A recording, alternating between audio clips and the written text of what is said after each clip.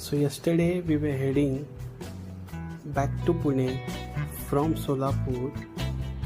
Everything was going smooth until we have thunder and heavy rains.